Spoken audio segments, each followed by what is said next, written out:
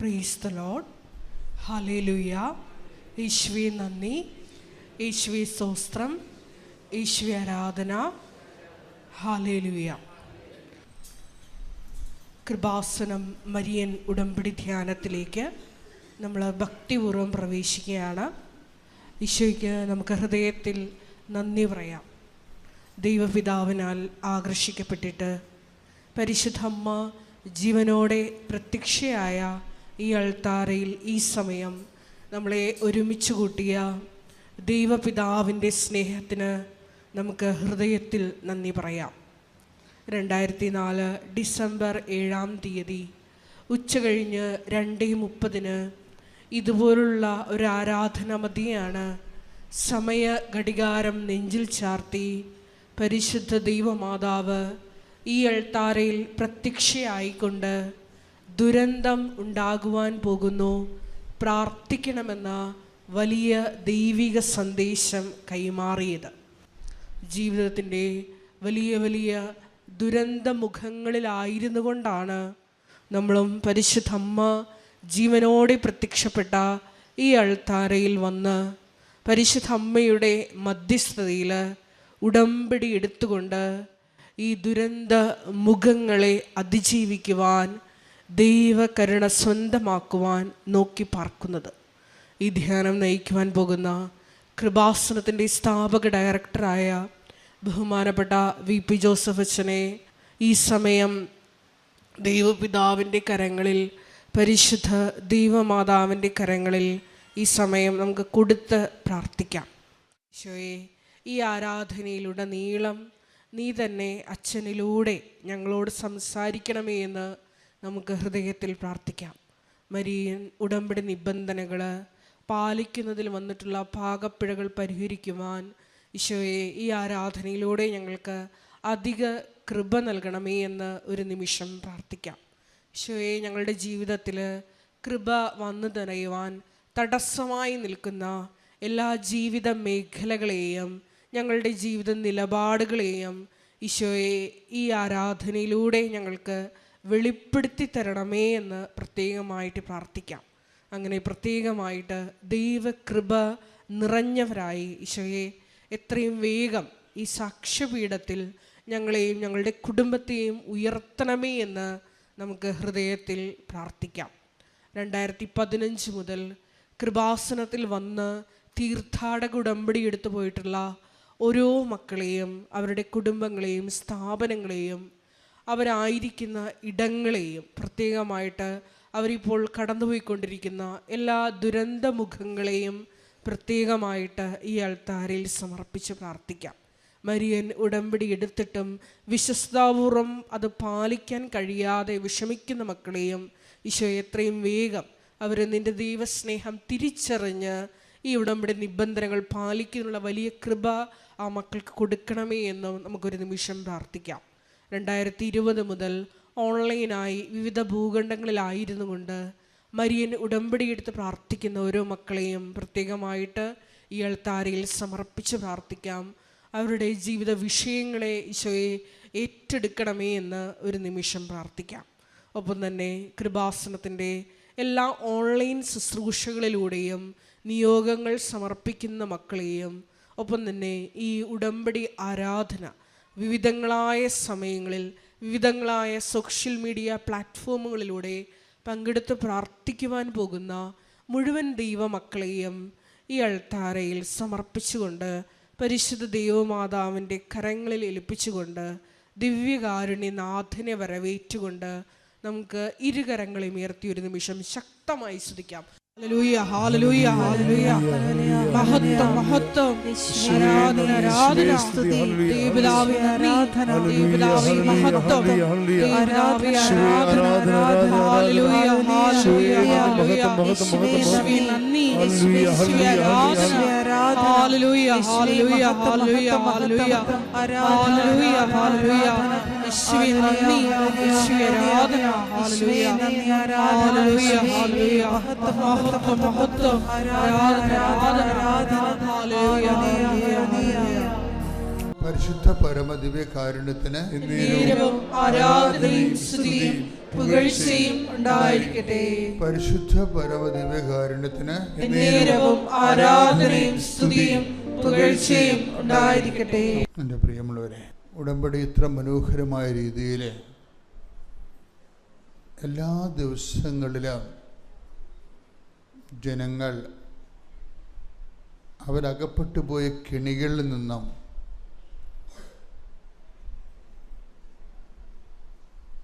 അവർ അകപ്പെട്ടു പോയ കുഴഞ്ഞ സീറ്റിൽ നിന്ന് കർത്താവിൻ്റെ ഉറച്ച പാറമേൽ എടുത്തവരെ ഉയർത്തി നിർത്തിയ ഒത്തിരി സാക്ഷ്യങ്ങൾ. ബൈബിളിലെ ഒരു വാഗ്ദാനമാണ്, കുഴഞ്ഞ സീറ്റിൽ നിന്നും നിന്നെ പൊക്കിയെടുത്ത് ഉറച്ച പാറമേൽ നിർത്തും. ശ്രുതികട്ടെ ഹല്ലേലൂയ. യേശുവേ നന്ദി. Hallelujah hallelujah hallelujah hallelujah hallelujah. യേശുവേ ആരാധന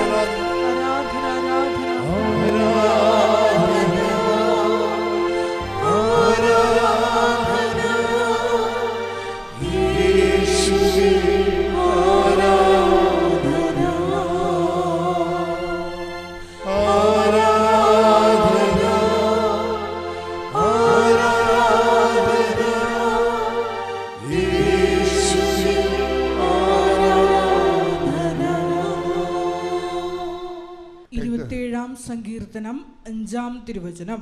സങ്കീർത്തനം 27:5.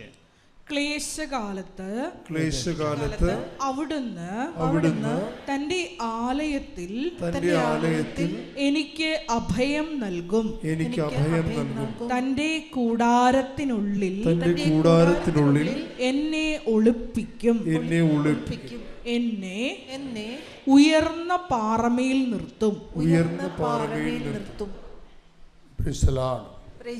ഇപ്പം ക്ലേശകാലത്ത് ശത്രുക്കളുടെ കൈകളിൽ അകപ്പെടാതിരിക്കാൻ ഇസ്രായേൽക്കാർ ഓടിപ്പോയി രക്ഷപ്പെട്ടിരുന്ന സ്ഥലമാണ് ഉയർന്ന പാറ. വിശ്വാസ ജീവിതത്തിനും അവരുടെ ആധ്യാത്മികമായ അനുഭവം അങ്ങനെയാണ്. ദൈവം അവരെ കടങ്ങളിൽ നിന്നും മഹാരോഗങ്ങളിൽ നിന്നും ജീവിത ദുരിതങ്ങളിൽ നിന്നും രക്ഷപ്പെടുത്തുന്നത് ഉയർന്ന പാറമേൽ അവരെ കൊണ്ടുപോയി സുരക്ഷിതമായി നിർത്തുന്ന അനുഭവത്തോട് താരതമ്യം ചെയ്തുകൊണ്ടാണ് സങ്കീർത്തനം 27 അങ്ങനെ പാടുന്നത്. ഇത് ഉടമ്പടിയിലൊരു നിത്യസംഭവമാണ്. ആൾക്കാരെ ക്ലേശകാലത്ത് തൻ്റെ കൂടാരത്തെ ദൈവം സംരക്ഷിക്കുന്നു, ഉയർന്ന പാറമേൽ നിർത്തുന്നു. ഉടമ്പടി ഈ ക്ലേശകാലത്ത് നമ്മളെ പരിപൂർണമായി പെർഫെക്റ്റായിട്ട് സംരക്ഷിക്കുന്ന ഒരു കംപ്ലീറ്റ് കമ്മ്യൂണിക്കേഷൻ പാക്കേജ്, ദൈവമായിട്ട് കമ്മ്യൂണിക്കേറ്റ് ചെയ്യാൻ പറ്റുന്ന ഒരു കംപ്ലീറ്റ് പ്രോജക്റ്റാണ് ഉടമ്പടി. ഇത് അച്ഛൻ പറയണതല്ല.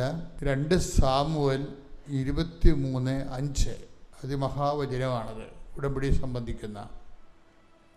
2 സാമുവേൽ 23:5. അവിടുന്ന് എന്നോട് ശാശ്വതമായ ഉടമ്പടി ചെയ്തിരിക്കുന്നു. സുരക്ഷിതമായി സംവിധാനം ചെയ്ത ഉടമ്പടി. അവിടുന്ന് എന്റെ രക്ഷയും അഭിലാഷവും സാധിച്ചു തരും. ഈശോയ്ക്കും അമ്മയ്ക്കും കോടാനുകോടി നന്ദി പറയുന്നു. എന്നെ ഈ അൽത്താരയിൽ നിർത്തി സാക്ഷ്യം പറയാൻ അനുവദിച്ചതിൽ ഞാൻ 2023 ജൂൺ 21 ഇവിടെ വന്ന് ആദ്യമായി ഉടമ്പടി എടുത്തത്. എൻ്റെ ഒരു കൂട്ടുകാരുടെ കൂടെയാണ് ഞാനിവിടെ വന്നത്. ഞാനിവിടെ വരുന്നതിന് മുമ്പ് 1 മാസം മുമ്പേ അവളെനിക്ക് ഉടമ്പടി പുസ്തകം തന്നിരുന്നു. നീ ഇത് വായിക്ക്, അമ്മേനെ മനസ്സിലാക്ക് എന്നൊക്കെ പറഞ്ഞാണ് തന്നത്. അന്ന് മുതൽ ഞാനത് ഉടമ്പടി പുസ്തകം വായിക്കുമായിരുന്നു, പ്രാർത്ഥിക്കുമായിരുന്നു. പിന്നെ എൻ്റെ വീട്ടിൽ ഞാൻ ഉടമ്പടിയൊക്കെ എടുക്കണേക്ക് മുമ്പ് ഒരു കിണർ താത്തിയിരുന്നു. പക്ഷേ അതിനകത്ത് പാറയാണ് കണ്ടത്, വെള്ളം കണ്ടില്ല. പിന്നെ ഞങ്ങളത് ഉപേക്ഷിച്ചു. മഴക്കാലത്ത് വെള്ളം കിട്ടും, വേനൽക്കാലത്ത് വെള്ളം ഉണ്ടായിരുന്നില്ല. അത് കഴിഞ്ഞ് ഞാനിവിടെ വന്നതിന് ശേഷം ഉടമ്പടിക്ക് ശേഷം ഒരു കുഴൽക്കിണർ താത്താന്നും പറഞ്ഞ് താത്തി. രാത്രി കഴിഞ്ഞപ്പോൾ പെട്ടെന്ന് വെള്ളം കിട്ടുന്നതൊക്കെയാണ് പറഞ്ഞത്. പക്ഷേ എൻ്റെ കയ്യിൽ അന്നേരം ഉടമ്പടി എടുത്ത കാരണം നമ്മുടെ ഉടമ്പടി ഉപ്പുണ്ടായിരുന്നു, വിശുദ്ധ ഉപ്പ് എൻ്റെ കയ്യിലുണ്ടായിരുന്നു. പക്ഷേ പണിക്കാർ കുറേ പേര് വന്ന് കണ്ട് കഴിഞ്ഞപ്പോൾ എനിക്കാകെ വെപ്രാളമായി. ഇത് ഞാനിട്ട അവരെന്ത് വിചാരിക്കും എന്ന് വിചാരിച്ച് ഞാൻ ഒരു പാപം ചെയ്തു. അവരുടെ കയ്യിലേക്ക് ഞാൻ ആ ഉപ്പ് കൊടുത്തു ഇടാൻ പറഞ്ഞ്. പക്ഷേ രാവിലെ മുതൽ വൈകുന്നേരം വരെ കിണർ താത്തി അവർ കുഴിച്ചിട്ടും ഒരു തുള്ളി പോലും വെള്ളം കിട്ടിയില്ല. പാറപ്പൊടി മാത്രമാണ് കണ്ടത്. വൈകുന്നേരം ആയപ്പോഴത്തേക്കും എൻ്റെ ഹസ്ബൻഡിനും ഞാനും വിഷമമായി. ഞങ്ങൾ ഒരുപാട് പ്രാർത്ഥിച്ചു. അപ്പം എൻ്റെ മനസ്സിലേക്ക് കയറി വരണ്ട്, നീ ചെയ്ത് തെറ്റാണെന്ന്. അപ്പം എനിക്ക് മനസ്സിലായി ഞാൻ ഉപ്പ് കൊടുത്തത് തെറ്റായിപ്പോയി. ഉടമ്പടി എടുത്താൽ ഞാൻ തന്നെ ചെയ്യേണ്ടത്, ഞാനത് വേറെ ഒരാളുടെ കയ്യിൽ കൈമാറാൻ പാടില്ലായിരുന്നു. പിന്നെ ഞാൻ എൻ്റെ ഹസ്ബൻഡിനോട് പറഞ്ഞു, ഞാൻ ചെയ്തപ്പോൾ തെറ്റായി പോയി ചേട്ടാ, വൈകുന്നേരമായി. ഞാൻ പറഞ്ഞു ഞാൻ തന്നെ ഇനി ഉപ്പിട്ട് പ്രാർത്ഥിക്കാം എന്ന് പറഞ്ഞ് ഞാൻ തന്നെ ആ ഉപ്പ് ചേട്ടൻ എനിക്ക് ടോർച്ചും കൊണ്ട് വെട്ടടിച്ച് തന്നു കുഴൽക്കിണറിൻ്റെ അകത്തേക്ക്. ഞാൻ ഉപ്പിട്ടു, വൈകുന്നേരം ഇട്ടു, പിറ്റേ ദിവസം രാവിലെ അത് തന്നെ ആവർത്തിച്ചു. വിശ്വാസ പ്രമാണം ചൊല്ലിയാണ് ഉപ്പിട്ടത്. വൈകുന്നേരം ഉപ്പിട്ടു. 3-ാം ദിവസം രാവിലെ ആയി ഉപ്പിട്ടിപ്പോൾ ആ ഉപ്പ് ആ കിണറ്റിലേക്ക് ഇട്ടിപ്പോൾ ഈ വെള്ളത്തിലേക്ക് കല്ല് ചാടുന്ന പോലെ ഒരു സൗണ്ട് കേട്ടു.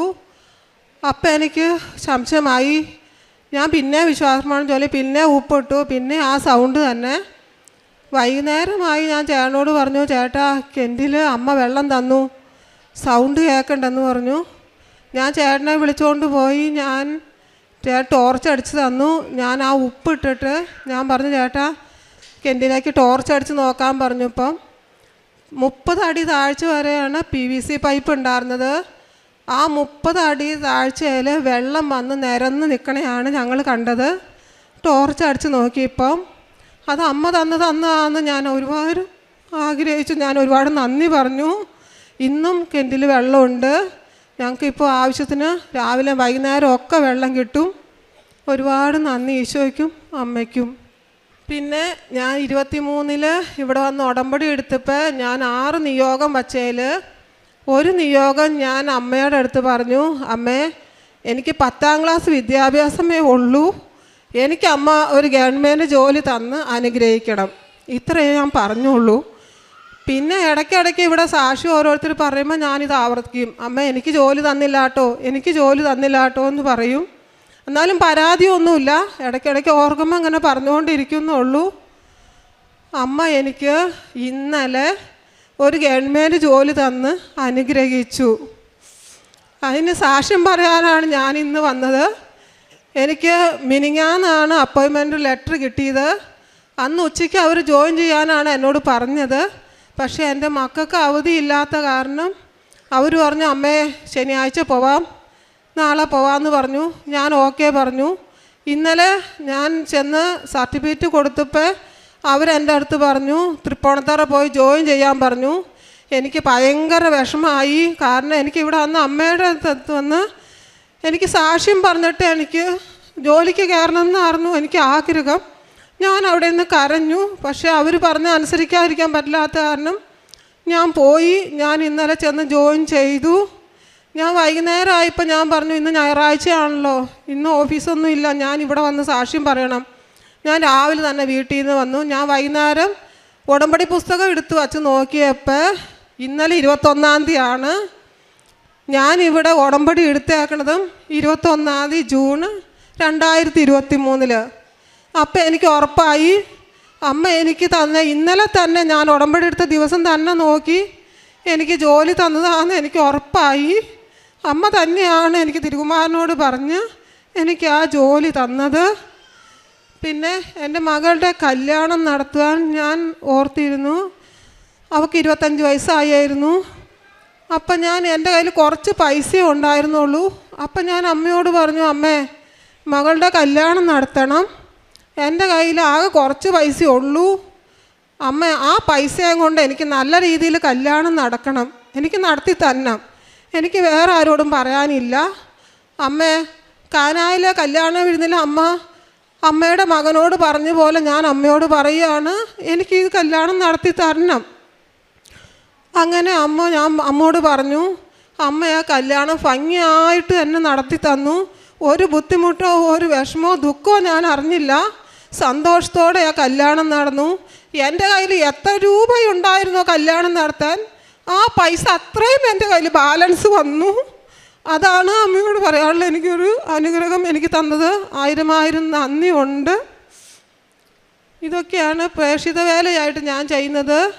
ഞാൻ ഇവിടെ എല്ലാ മാസവും വണ്ടി വിളിച്ചാണ് ഞാൻ ആൾക്കാരെ കൊണ്ട് വരുന്നത്. ഞങ്ങൾ കുറച്ച് പേരുണ്ട്, കൂട്ടായ്മയായിട്ടാണ് വരുന്നത്. ജപമാല റാലിക്ക് പങ്കെടുക്കാറുണ്ട്. ഞാൻ ഇവിടെ വന്ന് പത്രം മേടിച്ചുകൊണ്ട് പോകും. ഞാൻ ബുധനാഴ്ച തോറും ഉപവാസം എടുക്കാറുണ്ട്. അപ്പം ഞാൻ ഉപവാസം എടുക്കുന്ന ദിവസമാണ് ഞാൻ ഈ പത്രവും കൊണ്ട് പോകുന്നത്. അപ്പോൾ എല്ലാവരും എൻ്റെ അടുത്ത് പറയും, ബിന്ദു വെള്ളം കുടിച്ചോ, നീ ഒന്നും കഴിക്കാതെ നീ ഇങ്ങനെ നടക്കണ്ടെന്ന് പറയും. പക്ഷെ ഞാൻ ഒരു തുള്ളി വേളം പോലും വെള്ളം കഴിക്കാറില്ല. ഒരു 3 മണി 3:30 വരെ ഞാൻ ആ പത്രവും കൊണ്ട് നടക്കും. ഞാൻ പറയും, അർഹതപ്പെട്ടവർക്ക് കൊടുക്കാൻ സാധിക്കണേ അമ്മയെന്ന് പറഞ്ഞാണ് ഞാൻ നടക്കുന്നത്. അത് കൊടുക്കുകയും ചെയ്യും. അങ്ങനെയൊക്കെ ഞാൻ ചെയ്യുന്നുണ്ട്. പിന്നെ അമ്മേനെ അറിയാത്തവർക്കൊക്കെ ഞാൻ പറഞ്ഞു കൊടുക്കും, ഞാനൊരു ഹിന്ദുവാണ്, നിങ്ങൾ അമ്മയെ യേശുപ്പോഴും പ്രാർത്ഥിക്കുക, നിങ്ങൾക്ക് അനുഗ്രഹം കിട്ടും, നിങ്ങൾക്ക് നല്ലത് വരും എന്നൊക്കെ ഞാൻ പറയും. എന്നെ കൊണ്ട് പറ്റും പോലെയൊക്കെ ഞാൻ എല്ലാവരോടും പറഞ്ഞ് മനസ്സിലാക്കി കൊടുക്കും. ഒരു പത്രം ഒരാൾ കയ്യെ പിടിച്ചുകൊണ്ടിരിക്കുമ്പോൾ എന്നോട് പറയും, മോള് തന്നതല്ലേ, ആ പത്രോടും തന്നേരം. ഞാൻ പറഞ്ഞു, ചേച്ചി ഈ മാസം എല്ലാം ഒരു പത്രം തന്നെയാണ്, ആ പത്രം എനിക്ക് തിരിച്ച് തന്നേരെ എന്ന് പറഞ്ഞ് ഞാൻ തിരിച്ച് മേടിക്കും. അത് കിട്ടാത്തവർക്ക് കൊടുക്കാനായിട്ട് ഞാൻ കൊണ്ടുപോകും. ഞാൻ അങ്ങനെയൊക്കെയാണ് ചെയ്യുന്നത്. കാരുണ്യ പ്രവർത്തനം ചെയ്യുന്ന എല്ലാ മാസവും ഞങ്ങൾക്ക് എൻ്റെ ഭർത്താവിൻ്റെ കയ്യിൽ പൈസ കിട്ടുമ്പോൾ ഞാൻ പറയും, ചേട്ടാ ആദ്യം പ്രേക്ഷിത വേല ചെയ്യാൻ വേണ്ടി കുറച്ച് പൈസ മാറ്റി വയ്ക്കാം എന്നും പറഞ്ഞ് അത് സന്തോഷത്തോടെ എൻ്റെ കയ്യിൽ തരും. ഞാൻ അപ്പം തന്നെ ആ പൈസ മാറ്റി വയ്ക്കും. അനാഥാലയങ്ങളുണ്ട് അടുത്ത്, 3-4 സ്ഥലത്തുണ്ട്. അവർക്ക് ഞാൻ ഭക്ഷണം വച്ചു കൊടുക്കും. അപ്പോൾ എൻ്റെ കൂടത്തിൽ വന്നവരും എൻ്റെ കൂടെ കൂടാറുണ്ട്. അപ്പോൾ അവർ പറയും, ബിന്ദു കാറ്ററിങ്ങിൽ നിന്ന് വരുത്തി കൊടുക്കാം ഭക്ഷണം എന്ന് പറയും. ഞാൻ പറയും, വേണ്ട, നമുക്ക് തന്നെ ഉണ്ടാക്കി കൊടുക്കാം, എനിക്ക് എൻ്റെ കൈ കൊണ്ട് തന്നെ ഉണ്ടാക്കി കൊടുക്കണം, കാറ്ററിങ്ങിൽ നിന്ന് മേടിക്കണ്ടെന്ന് ഞാൻ പറയും. അപ്പം ഞാൻ അങ്ങനെ അവർക്ക് വച്ചു കൊടുക്കാറുണ്ട്, പൈസയായിട്ട് സഹായിക്കാറൊക്കെ ഉണ്ട്. ഇതൊക്കെയാണ് ഞാൻ ചെയ്യുന്നത്. പിന്നെ എല്ലാ ദിവസവും ഞാൻ കുമ്പസാരിക്കാൻ എനിക്ക് കഴിയില്ലല്ലോ, അതുകൊണ്ടാണ് ഞാൻ അമ്മോട് പറയും, അമ്മേ ഞാൻ ഉപവാസം എടുക്കുന്നത് 2 ആഴ്ച കൂടുമ്പോൾ ഇവിടെ കുമ്പസാരിക്കണമെന്ന് പറയാറുണ്ട്. അപ്പോൾ എനിക്കത് സാധിക്കാത്ത കാരണം ഞാൻ ഈ ഉപവാസം എടുത്താട്ടോ അമ്മേ എൻ്റെ പാവങ്ങളെല്ലാം പൊറുക്കണേ അമ്മേ, ഞാൻ അറിയാൻ ചെയ്ത തെറ്റുകുറ്റങ്ങളെല്ലാം പൊറുക്കണേ എന്ന് പറഞ്ഞാണ് ഞാൻ ഈ പത്രവും കൊണ്ട് ഉപവാസവും എടുത്ത് നടക്കുന്നത്. പിന്നെ ഞാൻ ഈ അനാഥാലയങ്ങളിൽ എനിക്ക് സ്റ്റിച്ചിങ് അറിയാം. ഞാൻ അവർക്ക് തുണി ആരെങ്കിലുമൊക്കെ ഞാൻ ആരെങ്കിലും പറയും, ഇങ്ങനെ നിങ്ങൾ എനിക്ക് തുണി മേടിക്കാൻ പൈസ തരാമോ, അനാഥാലയത്തിലേക്ക് തച്ച് കൊടുക്കാനാന്ന് പറയും. അപ്പോൾ അവർ ആരെങ്കിലുമൊക്കെ പൈസ തരും. പിന്നെ ഓരോ കടകളിൽ കൂടെ പോയാൽ ചോദിക്കും, എനിക്കിങ്ങനെ തുണി തരാമോ തയ്ച്ച് കൊടുക്കാനാന്ന് പറയും. അപ്പോൾ അവരൊക്കെ എനിക്ക് പൈസ തരും. ഞാൻ ആ പൈസയും കൊണ്ട് തുണി മേടിച്ച് വൃദ്ധസദനത്തിൽ അവർക്ക് ആവശ്യമുള്ള വസ്ത്രങ്ങളെല്ലാം ഞാൻ തയ്ച്ചു കൊടുക്കാറുണ്ട്. ഞാൻ എല്ലാ ദിവസവും ബൈബിൾ വായിക്കും, അച്ഛൻ്റെ ഡെയിലി ബ്രെഡ് കേൾക്കും, ജപമാല ഞാൻ എല്ലാ ദിവസവും ചൊല്ലാറുണ്ട്, കാരുണ്യ പ്രവൃത്തിയൊക്കെ ചെയ്യാറുണ്ട്. ഈശോയ്ക്കും അമ്മയ്ക്കും 1000 നന്ദി. ഇനി എനിക്ക് ഇവിടെ വന്ന് ഈ ആൾത്താരിൽ നിന്ന് സാക്ഷ്യം പറയാൻ എന്നെ അമ്മ അനുഗ്രഹിക്കുമെന്ന് എനിക്ക് ഉറപ്പുണ്ട്. ആദ്യമായിട്ട് പരിശുദ്ധ അമ്മയ്ക്കും ഈശോയ്ക്കും ഞാൻ നന്ദി പറയുകയാണ്. എനിക്കിവിടെ വരാൻ സാധിച്ചാലും ഇങ്ങനെ ഒരിടത്ത് നിൽക്കാൻ എൻ്റെ സാക്ഷ്യങ്ങൾ പറയാൻ സാധിച്ചാലും ഞാൻ ഏറ്റവും അധികം കടപ്പെട്ടിരിക്കുന്നു. ഞാൻ ആദ്യമായിട്ട് കൃപാസനത്തിൽ വരുന്ന 2024 7-ാം മാസം 17-ാം തീയതിയാണ്. ഞാനിവിടെ വന്നതെന്ന് പറഞ്ഞാൽ എനിക്കിങ്ങനെ ഒരു കൃപാസനം ഇവിടെ ഉണ്ടെന്നോ ഇത്രയും ജനങ്ങൾ ഭക്തിയോടുകൂടി വരുന്ന ഒരു സ്ഥലമാണെന്നോ ഒന്നും എനിക്കറിയില്ലായിരുന്നു. ഞാൻ എൻ്റെ ജീവിതത്തിൽ ഏറ്റവും കൂടുതൽ വിഷമഘട്ടത്തിൽ നിൽക്കുമ്പോഴത്തേനാണ്, വിഷമഘട്ടം എന്ന് പറഞ്ഞാൽ നമ്മൾ തമ്മിൽ ഡിവോഴ്സിൻ്റെ ഒരു വക്കീൽ കോടതിയിൽ നിൽക്കുമ്പോഴാണ് അവിടെ എന്തോ ആവശ്യത്തിനൊരു പെൺകുട്ടി വന്ന് എൻ്റെ വിഷമം കണ്ടിട്ട്, അപ്പം ഞാനിങ്ങനെ എന്നെ വിളിക്കുന്ന കാത്ത് നിൽക്കുക. അപ്പോൾ എൻ്റെ വിഷമം കണ്ടിട്ട് ആ ഒരു പെൺകുട്ടി വന്ന് ഇതുപോലൊരു പത്രം എൻ്റെ മുമ്പ് വെച്ച് നീട്ടി. എന്നിട്ട് പറഞ്ഞു, ചേച്ചിക്ക് അണ്ണൻ്റെ കൂടെ ജീവിക്കണമെന്ന്, ചേച്ചിക്ക് അത്ര ഇഷ്ടമുണ്ടെന്നുണ്ടെങ്കിൽ നിങ്ങൾ ഈ പത്രം വാങ്ങിച്ചിട്ട് ഈ പത്രം വെച്ച് പ്രാർത്ഥിക്കണം, ബാക്കിയെല്ലാം മാതാവ് നോക്കിക്കോളൂ എന്ന് പറഞ്ഞ്. അപ്പോൾ എനിക്ക് ആദ്യമായിട്ടൊരു പെൺകുട്ടി ഇങ്ങനെ വന്ന് പറയുന്ന, ഞാനതൊന്നും വിശ്വസിച്ചില്ല. അതിനൊന്നുമുള്ള ആ ഒരു അവസ്ഥയിലല്ലായിരുന്നു. ഒരുപാട് അനുഭവിച്ച് ഒരുപാട് പ്രശ്നങ്ങളെ നടുവിലായിരുന്നു. എന്നിട്ട് ഞാൻ ഈ പത്രം നിരസിച്ചതിൽ എനിക്ക് വിഷമം ഉണ്ടായിരുന്നു. ഞാൻ ആ മോളെടുത്ത് പറഞ്ഞ്, മക്കളെ ഈ പത്രം ഇപ്പം ഞാൻ വാങ്ങുന്നില്ല, ഇനി എന്നെങ്കിലും ഈ പത്രം എനിക്ക് വാങ്ങാൻ എനിക്ക് വിധി ഉണ്ടെങ്കിൽ മറ്റാരെങ്കിലും കൊണ്ടുതന്ന് എൻ്റെ കയ്യിൽ എത്തുമെന്ന് പറഞ്ഞ്. അങ്ങനെ ആ കൊച്ച് അങ്ങ് പോയി. അപ്പം നമ്മളിങ്ങനെ പിണങ്ങി കഴിയാണ്. രണ്ടാമത്തെ കൗൺസിലിങ്ങിന് അവർ കോടതി വിളിച്ചപ്പോഴത്തേനും ഇദ്ദേഹം പറഞ്ഞു, എനിക്ക് എൻ്റെ ഭാര്യയുടെയും മക്കളെയും കൂടെ ജീവിക്കണം, എനിക്ക് വേറൊരു ലോകമില്ല, എൻ്റെ തെറ്റുകളൊക്കെ ഞാൻ ക്ഷമിച്ചിട്ട് നമുക്ക് ഒരുമിച്ച് ജീവിക്കണമെന്ന് കോടതിയിൽ പറഞ്ഞ് അങ്ങനെ എഴുതി ഒപ്പിട്ട് നമ്മളിപ്പോൾ സന്തോഷമായിട്ട് ജീവിക്കുന്നതിന് കാരണമുണ്ട്. ഈ പെൺകുട്ടി പറഞ്ഞിട്ട് പോയി അധിക കാലം താമസിക്കുന്നതിന് മുമ്പ് തന്നെ ഞാൻ താമസിക്കുന്ന വീടിനടുത്ത് നിന്ന് കുറച്ച് സ്ത്രീകൾ അപ്പോൾ അവരൊരു കൂട്ടായ്മയായിട്ട് ഇവിടെ വരുന്നുണ്ട്. വണ്ടി വിളിച്ചാണ് വരുന്നത്, പേടിക്കാനൊന്നുമില്ല. അവർ വെളുപ്പാങ്കാലത്ത് 6 മണിക്കുള്ള ബസ്സിന് പോവും. പിന്നെ ട്രാവൽസിലാണ് വരുന്നത്. 700 രൂപ കൊടുത്താൽ മതി, പിന്നെ നമ്മളെ ചിലവ് മാത്രം നമ്മൾ നോക്കണം. അപ്പോഴും ഞാൻ ഇങ്ങനെ വീട്ടിൽ ചോദിച്ചപ്പോൾ വീട്ടുകാർക്ക് ആദ്യം എതിർപ്പുണ്ടായിരുന്നെങ്കിലും എൻ്റെ മനസ്സിൽ എനിക്കിവിടെ വരണമെന്നുണ്ടായിരുന്നു. അങ്ങനെ ഞാൻ വന്നു, കണ്ടു. അപ്പോൾ ഇത്രയും ജനങ്ങളെ വിശ്വാസത്തോടു കൂടി വന്ന് പ്രാർത്ഥിക്കുകയും പലരുടെ അനുഭവങ്ങൾ ഇവിടെ സാക്ഷി പറയുകയും ചെയ്ത് കേട്ടപ്പോൾ ഞാൻ ആദ്യമായിട്ട് അന്ന് തന്നെ ഞാനിവിടെ ഉടമ്പടി എടുത്തിട്ടാണ് പോയത്.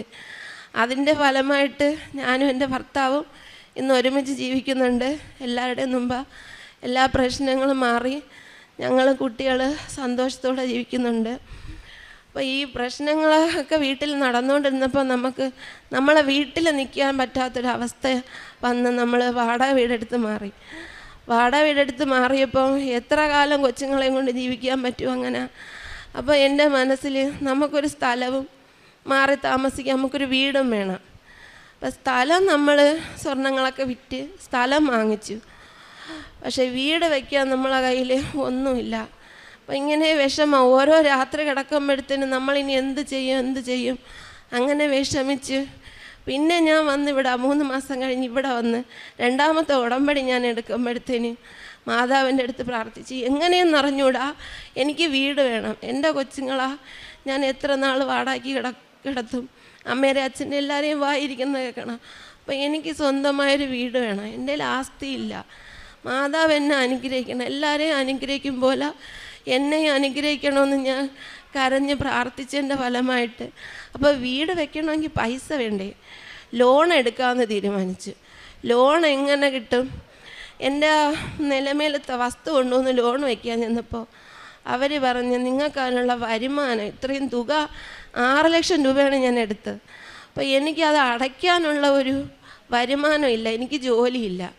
അപ്പോൾ ഇവരുടെ ജോലി പൈസ മാത്രം വെച്ചിട്ട് കുട്ടികളെ കാര്യം ചിലവും എല്ലാം കൂടെ ഇത് അടഞ്ഞു പോകത്തില്ല എന്ന് അവർക്കറിയാവുന്നതുകൊണ്ട് അവർ പറഞ്ഞ് ലോണ് തരൂലെന്ന്.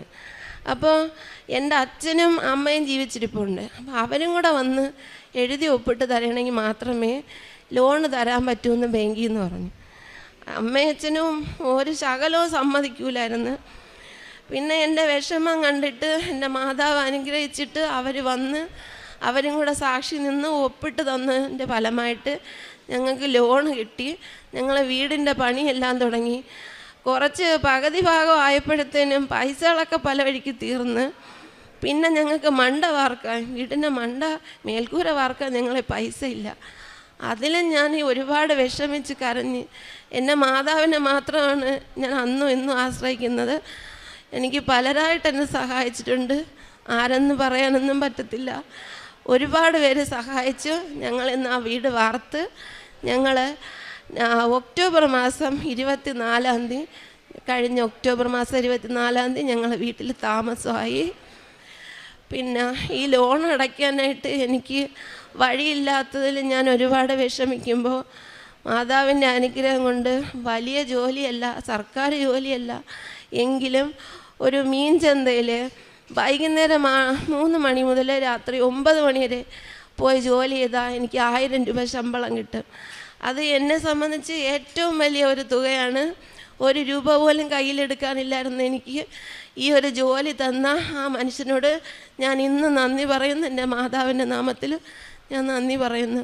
അങ്ങനെ ഒരുപാട് സഹായങ്ങൾ എൻ്റെ മാതാവ് എനിക്ക് വേണ്ടി തന്നിട്ടുണ്ട്. ഇപ്പോഴും ഞാൻ ഒരുപാട് അപേക്ഷകൾ വെച്ചിട്ടുണ്ട്. എല്ലാം മാതാവ് എനിക്ക് നടത്തിത്തരും എന്നുള്ള വിശ്വാസം എനിക്കുണ്ട്. മാതാവും എൻ്റെ ഈശോയും മാത്രമാണ് എന്നെ ഇന്നിവിടെ നിർത്തിയിരിക്കുന്ന. അല്ലെങ്കിൽ എന്നേ ഞാനിന്ന് ആവിയായി പോവേണ്ടവളാണ്. എൻ്റെ ഭർത്താവ് ഇന്ന് എൻ്റെ കൂടെ നിൽക്കുന്നതും എല്ലാം മാതാവിൻ്റെ അനുഗ്രഹം മാത്രമാണ്. പിന്നെ പ്രേക്ഷിത പ്രവർത്തനങ്ങൾ ഞാനിവിടെ നിന്ന് പത്രം വാങ്ങിക്കൊണ്ട് പോയി. ഞാൻ രാവിലെയും മീൻ കച്ചവടത്തിന് പോകുന്നുണ്ട് സ്കൂട്ടിയിൽ. അപ്പോൾ ഓരോ വീട്ടിലും എല്ലാവർക്കും എന്നെ അറിയാം. ഞാൻ ഓരോ വീട്ടിലും പത്രം കൊടുക്കുന്നുണ്ട്. അവർ സന്തോഷമായിട്ട് വാങ്ങിക്കുന്നുണ്ട്, നല്ല അഭിപ്രായങ്ങൾ പറയുന്നുണ്ട്. പിന്നെ RCCയിൽ നമ്മൾ പോകുമ്പോൾ ആഹാരം നമ്മളെ കൊണ്ട് കഴിയുന്നത് വീട്ടിലുണ്ടാക്കിയല്ല, നമ്മൾ ഈ ഗ്രൂപ്പായിട്ട് ഇവിടെ വരുന്നത് പോലെ അവർ ഉണ്ടാക്കുന്നതിൽ ഞാനും പങ്കുചേർന്ന് എന്നാലാവുന്ന പൈസയായാലും സഹായം ചെയ്ത് കൊണ്ടുപോയി കൊടുക്കുന്നുണ്ട്. ഇനി ഒരുപാട് കാര്യങ്ങൾ ചെയ്യണമെന്ന് ആഗ്രഹമുണ്ട്. പക്ഷെ നമ്മളെ കയ്യിൽ സാമ്പത്തികം ഇല്ലാത്തതുകൊണ്ടാണ് ഇതെല്ലാം. ഇനി ഒരുപാട് കാര്യങ്ങൾ ചെയ്യാൻ മാതാവ് അനുഗ്രഹിക്കട്ടെ എന്ന് പ്രാർത്ഥനയുണ്ട്. എല്ലാവരും പ്രാർത്ഥിക്കണം. മാതാവിനെ മനസ്സറിഞ്ഞ് സ്നേഹിച്ച് നമ്മൾ പ്രാർത്ഥിച്ച മാതാവ് നമുക്ക് എല്ലാം തരും. ഏത് വിഷമഘട്ടത്തിലും സമയഭേദമൊന്നുമില്ല, ഒരു സമയവുമില്ല. നമ്മൾ ഈശോനെ മാതാവിനെ പ്രാർത്ഥിച്ചാൽ നമുക്ക് ഫലം കിട്ടിയിരിക്കും. ഇത്രയാണ് എനിക്ക് പറയാനുള്ളത്. മാതാവിന് യേശുവിനും നന്ദി.